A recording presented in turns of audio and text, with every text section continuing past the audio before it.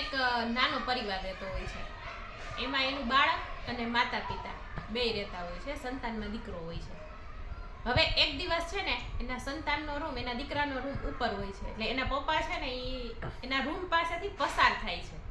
હવે પસાર થાય ને ત્યારે રૂમ એકદમ આમ સરસ ચકાચક કરેલો હોય, ઓછાડ વ્યવસ્થિત પાથરેલો હોય.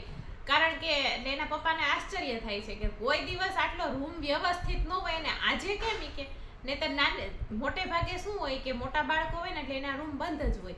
પરંતુ આજે એનો રૂમે સરસ ખુલ્લો છે, એની ઓછાડ સરસ પાથરેલો છે, ચોખ્ખો કરેલો છે, બધી વસ્તુ વ્યવસ્થિત મૂકેલી છે. એટલે એના પપ્પા અંદર તપાસ કરવા માટે જાય છે. તો તેમનો દીકરો ક્યાંય દેખાતો નથી. એટલે ઓશિકા ઉપર એક કવર હોય છે, એ કવર હાથમાં લે છે અને વાંચે છે. ત્યારે કવરમાં એવું લખેલું હોય છે કે હું જે 3 મહિના થયા વાંચવા જાતો ને પપ્પા, એ હું વાંચવા ન જાતો એ કે, પરંતુ હું દારૂ પીવા માટે જાતો. મને એવી ખરાબ લત લાગી ગઈ ને એટલે હું દારૂ પીવા માટે જાતો. અને દારૂના પૈસા હું ઘરમાંથી કેવી રીતના મારે ચોરી કરવા, એટલે એમ કરતા કરતા દારૂના પૈસા ભેગા કરવા માટે દારૂવાળાએ મને કામ આપેલું અને હું દારૂની ડિલિવરી કરવા માટે જાતો એ કે. પરંતુ અચાનક પોલીસે મને પકડી લીધો અને મારે ભાગીને ક્યાં જવું એ કે.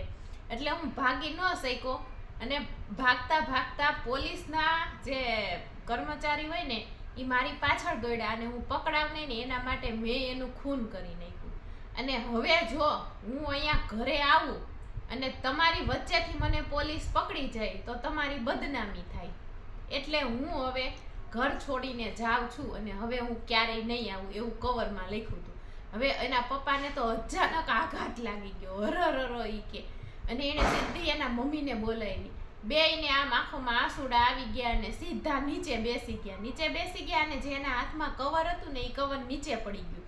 પરંતુ કવરની પાછળ પાછું લખેલું હતું કે હજી એક ચીઠી તકિયા નીચે છે એ કે ઈ ખોલો.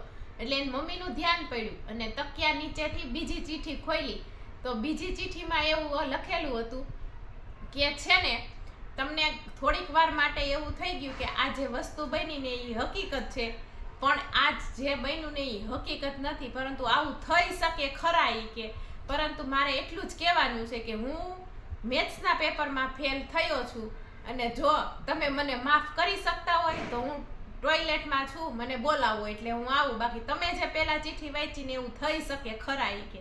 હવે વિચારો એના મમ્મી પપ્પાએ ઓલી વાત આઘાતજનક લાગે કે આ વાત આઘાતજનક લાગે, બરાબર ને? પહેલી વાર તો એને એમ થઈ ગયું કે આ ડુંગરા માથે તૂટી પડ્યા, પરંતુ બીજામાં એના મમ્મી પરબારા ઘરમાં લાપસીને આંધણ મૂકે કે ન મૂકે, નાપાસ છોકરો થયો તો એ મૂકે ને.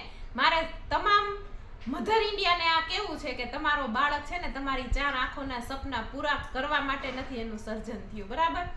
એને એક્ઝામમાં જે કાંઈ પણ રિઝલ્ટ આવે ગમે એવું હોય, પરંતુ એને એની મરજીથી એની મસ્તીથી એને જિંદગી જીવવા દો, એને રહેવા દો અને આ દુનિયાની જે પ્રકૃતિ છે ને એને માણવા દો. બાકી ભણતર તો છે ને એ તો બાય પ્રોડક્ટ છે સાહેબ. તમારા બાળકોમાં હશે ને તો એ આપોઆપ આવી જશે.